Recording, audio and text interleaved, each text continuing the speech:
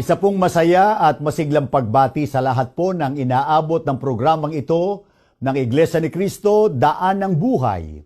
Ito po ang inyong lingkod, ang kapatid na Michael Sandoval, at hangad po namin na minsan pa ang ganitong programa ay makatulong sa mga nagsusuri upang tayong lahat makarating na magkakasama sa wastong paraan ng paglilingkod sa Panginoon Diyos.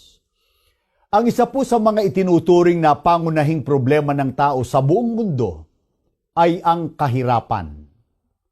At batay nga po sa isang bagong ulat ng Oxfam o yung tinatawag na Global Network of Charitable Organizations, ang pambuong mundong krisis sa pinansyal o worldwide financial crisis ay ang pagtaas ng presyo ng mga bilihin o yung price inflation. Nang dahil po sa ginagawang pagsalakay o paglusob, pananakop ng bansang Russia sa Ukraine. Samantalang ang krisis po sa ekonomiya ay dahil naman po sa COVID-19 pandemic. Maraming kumpanya po at mga negosyo ang nagsara.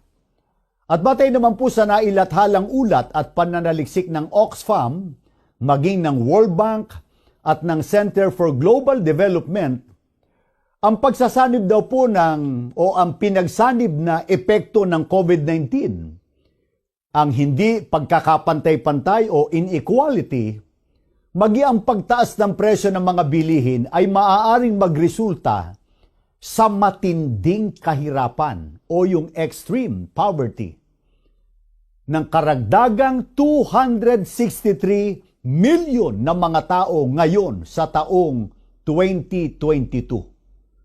Na kung susumahin po ay mahigit na 860 million na mga tao ang sumasahod ng hindi tataas sa $1.90 kada araw. Katumbas po ito ng halos 100 piso kada araw ang kinikita ng isa. Nakatunayang sila po ay kabilang sa nasa extreme poverty line. Kaya napakahalaga po na ituro sa atin ng mga banal na kasulatan o ng Biblia kung paano tayo makatatawid sa mga kahirapan na ating nararanasan sa daigdig na ito. Kaya magsimula tayong bumasa sa mga talata ng Biblia, mga kaibigan. Tanong, makaiiwas po ba ang sinuman na makaranas ng kahirapan? Basahin natin sa aklat po ng Job, sa 5:7, ang tao ay tiyak na daranas ng kahirapan kung paanong may alipato na galing sa apuyan. Bakit po hindi tayo dapat magtaka kung nakararanas tayo ng mga kahirapan sa mundong ito? Dahil po may pahayag na sa Biblia na ang sabi po, ang tao ay tiyak na daranas ng kahirapan. Sana ay napansin po ninyo ang salitang ginamit sa Biblia na tiyak. Kaya ang lahat po ng taong nabubuhay sa mundong ito ay hindi po makaiiwas, walang exempted, na makaranas ng kahirapan. Maaaring mayaman ng isang tao pero hirap naman ang kalooban sa dami ng problema. Kaya iba't iba yung anyo ng kahirapan. Bakit po tiyak na mararanasan ng tao sa mundong ito ang kahirapan? Ganito po ang tugon sa atin muli sa Biblia sa Isaias 24:5 hanggang 6 at talatang 3. Ang daigdig na ito ay magiging karumal-dumal dahil sa mga taong may maruming pamumuhay. Mga taong lumalabag sa tuntunin ng kautusan at ayaw tumalima sa walang hanggang tipan. Kaya't ang sumpay daranasin ng daigdig at magdurusa ang mga nilikha dahil sa kanilang kasamaan. At ilan lamang ang matitira. Mawawasak ang daigdig at wala nang pakikinabangin dito. Mangyayari ito sapagkat sinabi ni Yahweh. Ito po ang dahilan, mga kaibigan, kaya nagdaranas ang tao ng kahirapan sa buong daigdig o sa daigdig na ito. Dahil sinumpa ng Diyos ang daigdig na ito. Ano po ang ugat na dahilan ng sumpa o parusa? Ayon sa ating binasa, dahil sa mga taong may maruming pamumuhay, mga taong lumalabag sa tuntunin ng kautusan, magdurusa ang mga nilikha dahil sa kanilang kasamaan. Kaya hindi po ang Panginoon Diyos ang dapat sisihin ng tao sa kalagayan ng mundo ngayon. Kung ang daigdig na ito man ay puno ng kaguluhan, karahasan, kalamidad at mga kahirapan at iba't iba pang katampalasanan, ito po ang sumpa na ibinunga ng kasamaan ng tao sa buong daigdig. Kaya, sa panig po ng mga tunay na lingkod ng Diyos, ano ang marapat at matuwid na gawin kung nakararanas ng kahirapan? Balikan po natin ang unang talata na binasa natin kanina sa Job sa 5:7. Ituloy natin hanggang sa talatang 8. Ang tao ay tiyak na daranas ng kahirapan, kung paanong may alipato na galing sa apuyan. Kung ako sa iyo, lalapit ako sa Diyos, at ang aking kalagayan sa Kanya idudulog.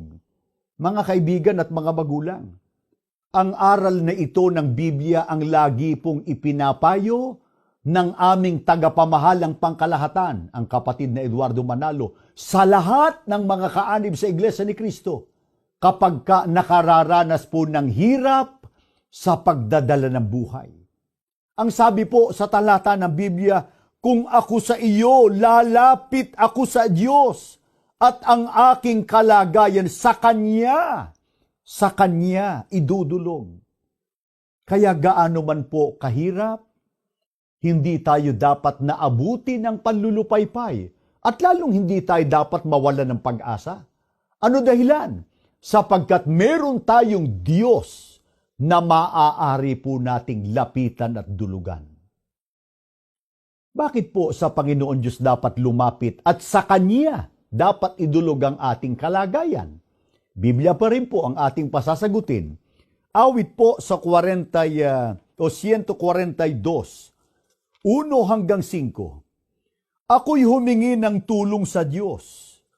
Ako ay dumaing, sa Kanya'y lumuhog. Ang aking dinalay lahat kong hinaing, at ang sinabi ko'y pawang suliranin, nang ako ay halos wala ng pag-asa. Ang dapat kong gawin nalalaman niya, sa landas na aking pinagdaraanan, may handang patibong ang aking kaaway. Sa aking paligid nang ako'y lumingon, wala ni isa man akong makatulong, wala kahit isa na magsasanggalang, ni magmalasakit na kahit sino man.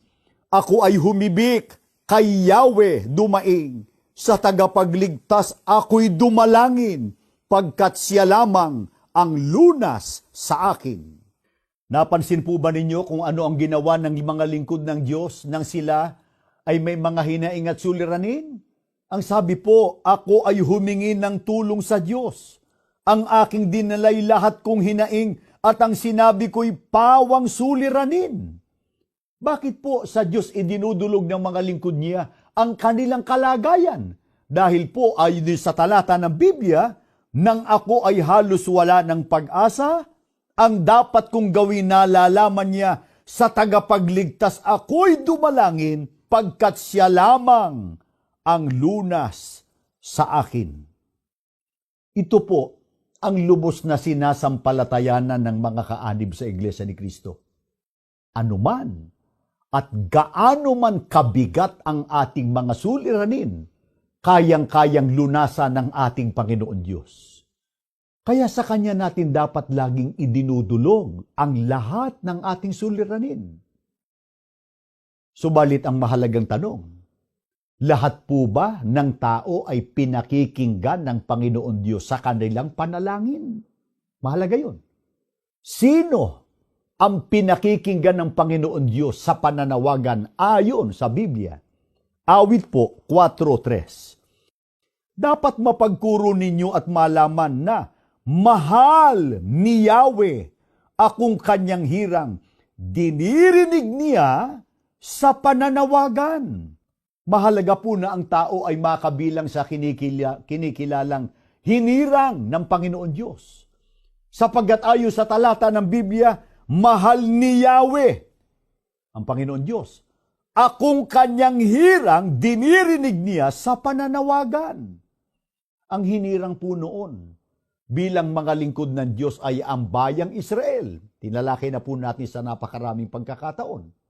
Sa panahong Kristiyano, panahon natin ngayon, meron din po bang mga hinirang ang Diyos sa pamamagitan ng ating Panginoong Kristo? Ang babasahin natin nakasulat po sa Juan sa 15:16. Pakinggan ninyo.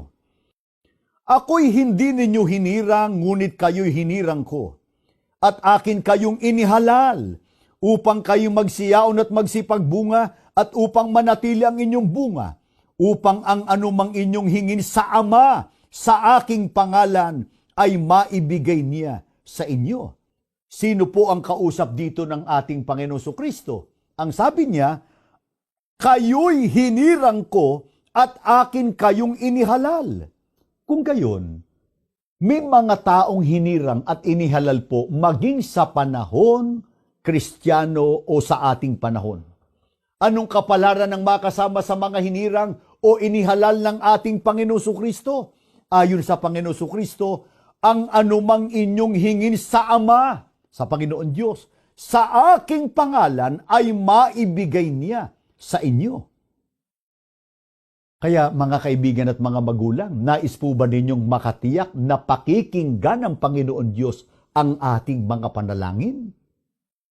Dapat muna, ulit po, dapat muna nating matiyak na tayo ay kasama sa mga hinirang ng ating Panginoong Hesukristo.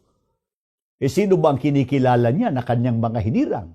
Ang binasa po natin kanina ay talatang 16. Ngayon naman ang babasahin po natin ay mga talatang 1 at 5. Pakinggan ninyo. Ako ang tunay na puno ng ubas at ang aking ama ang magsasaka. Ako ang puno ng ubas, kayo ang mga sanga. Ang nananatili sa akin at ako'y sa kanya ay siyang nagbubunga ng marami, sapagkat kung kayo'y hiwalay sa akin ay wala kayong magagawa. Ang kinikilala ng ating Panginoon Kristo na kanyang mga hinirang ay ang nakaugnay sa kanya bilang sanga niya, at si Kristo po ang puno nila. Ano po ang katumbas ng puno? Ang Panginoon Kristo. At ng sanga, yun ang hinirang niya. Ganito naman ang sagot at paliwanag ni Apostol Pablo dito po sa aklat ng Kolosas sa 1 ang talata ay 18. At siya ang ulo ng katawan sa makatwid bagay ng iglesia. Ang katumbas po ng puno at ng sanga ay si Kristo bilang ulo at ang mga kaanib sa iglesia bilang katawan niya. Ano po ang pangalan ng iglesyang pinangunguluhan ng ating Panginoon Kristo batay sa Biblia? Iglesia ni Kristo.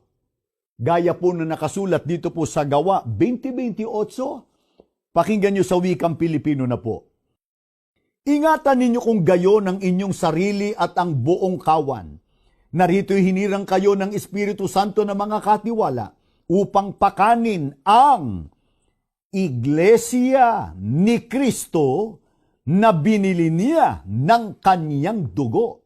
Mga kaibigan at mga magulang, ito po ang nakabatay sa Biblia.